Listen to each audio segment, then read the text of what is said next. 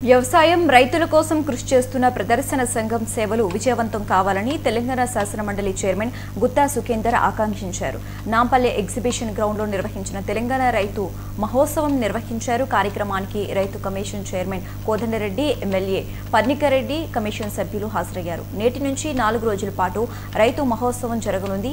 రైతు మహోత్సవంలో స్టాళ్లు ఆకర్షణీయంగా ఒక్కో థీమ్తో ఒక్కో స్టాల్ను ఏర్పాటు చేశారు. రైతులకు కావాల్సిన పరికరాలు అలాగే ఉత్పత్తులు, సీడ్ ఫర్టిలైజర్లను స్టాల్లో పొందుపరిచారు.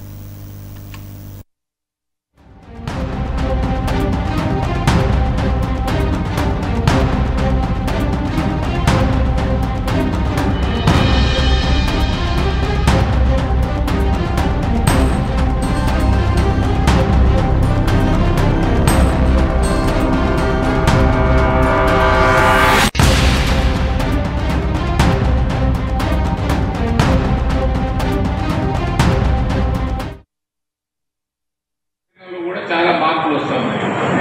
నీళ్లున్న ప్రతి వాడు వరి పొలం వేస్తున్నాడు. కాబట్టి ఒక్క వరి పొలమే కాదు, పల్సెస్ ఉన్నాయి. ఇవాళ పామ్ ఆయిల్ మీద ప్రభుత్వం ఇంత శ్రద్ధ తీసుకోవడానికి కారణం ఏంటంటే సాలీనా 75 నుంచి 80 వేల కోట్ల రూపాయలు పామ్ ఆయిల్ ఇతర దేశాల నుంచి మనం ఇంపోర్ట్ చేసుకుంటున్నటువంటి పరిస్థితి. కాబట్టి మన దేశానికి కావాల్సినటువంటి ఆయిల్ ఉత్పత్తులు మనమే తయారు చేసుకోవాలనేటువంటి ఒక ఆలోచనతోనే, మనమే పండించుకోవాలనేటువంటి ఆలోచనతోనే ప్రభుత్వం పెద్ద ఎత్తున ఇవాళ ఆయిల్ ఫామ్ను బాగా ఎంకరేజ్ చేసేటువంటి కార్యక్రమం. అదేవిధంగా ఇంతకుముందు సుధాకర్ రావు గారు చెప్పినట్టు రుణమాఫీ విషయంలో కావచ్చు, ఆనాడు రైతు బంధు, ఈనాడు రైతు భరోసా, ఏది ఏమైనా రైతులకు ఇన్ టైంలో అందించాలనేటువంటి కోరిక రైతుల్లో ఉంది.